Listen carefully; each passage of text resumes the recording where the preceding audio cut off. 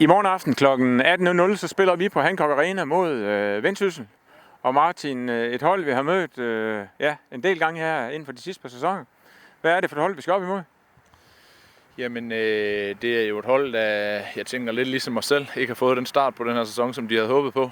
De har jo et lidt andet setup end os, kan vi jo forklare, når vi vil ikke nogen at sige. Jeg tænker, at de havde håbet på, at de havde blandet sig lidt mere i top 6, end de rent faktisk har gjort. Så har fået undervejs et par lidt hårde kampe og lidt halv store nederlag. De har fået også et par sejre, som vi jo selvfølgelig ikke har fået, men kort oprids, så er det jo et hold, der er en smule presset, ligesom os selv.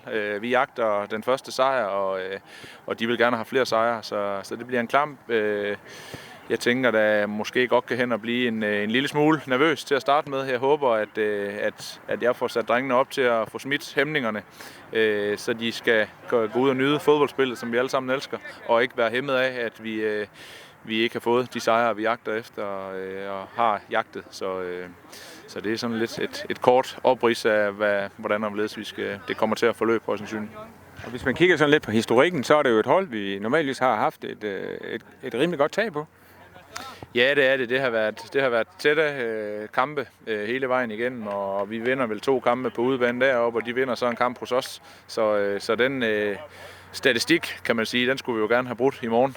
Vi skal gerne have gjort vores stadion til et fort igen, hvor det er et rigtig svært sted at komme og spille, og rigtig svært at få taget 3 point med derfra, og det vil vi gøre alt, hvad der står i vores magt i morgen, for at Vendsyssel får det rigtig svært.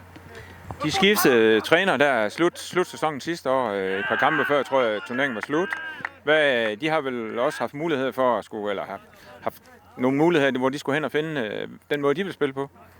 Ja, det har de gjort, og de har også, jeg tænker, den måde, de startede ud på i en ret aggressiv og offensiv pressende stil i deres 4-3-3.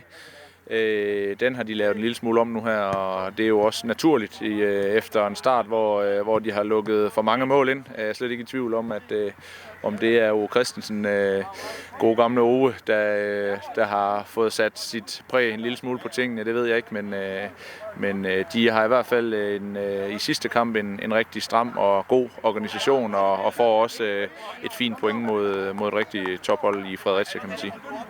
Og hvis vi kigger lidt på, som jeg plejer at sige, de der profiler, der findes, nu har vi Mads Arke her hos os, og hans storebror er jo med på Vendsyssels hold. En af dem, vi kender i hvert fald, som er en god spiller. Men de har jo også andre, der gør sig bemærke. Ja, de har de. Mikkel er en notorisk målscorer, og ham har vi jo efterhånden mødt temmelig mange gange, både selvfølgelig på udendørsbanerne, men personligt har jeg også mødt ham også på indendørsbanerne rigtig mange gange og set, hvilken fantastisk afslutter han er. Så det er klart, at han er en af de helt store nøgler, vi skal have styr på og knække koden for at få lukket ham ned. Han er rigtig farlig, når han kommer op omkring mål, og han skal ikke have muligheder og chancer for at få trykket hans højre ben og i øvrigt også venstre benet af, fordi der er han rigtig målscorer. Og så er der selvfølgelig, der er flere. Der er mange dygtige spillere end kun til. Vi altid har haft godt fokus på, og så det er et par af de profiler, vi skal have lukket ned for. Og i morgen så er det der, det gælder, og hvad er de sådan umiddelbart indgangsvinkel til det? Vi går efter sejren? Ja, selvfølgelig er det det. Vi skal ud og have den sejr nu, og vi skal ud og angribe kampen fra start af. Det er et godt hold, vi skal møde, men det er også for at bruge en sløj floskel, et såret dyr, der kommer hertil. Det er klart, de er også presset og har ikke fået den start, som de havde håbet på, som vi snakker om til at starte med. Så vi skal ud og jagte det første mål, som godt kan hen og blive rigtig vigtigt i morgen. Og så er vi forhåbentlig i gang med sejrene i den her, som vi hele tiden har sagt, vanvittigt fede første division, fordi vi skal ud og jagte glæden ved spillet. Selvom det har været en hård periode, så skal vi gå ud og nyde det, som vi alle sammen elsker, det er at spille fodbold. Det værste, vi kan gøre, det er at krybe ned i et musehul, hvor tingene er temmelig sløje at kigge på. Så vi skal ud og nyde og spille fodbold i morgen, og så er jeg slet ikke i tvivl om, at de 3 point, de ligger og venter lige om hjørnet. Martin, vi glæder os. Det bliver godt.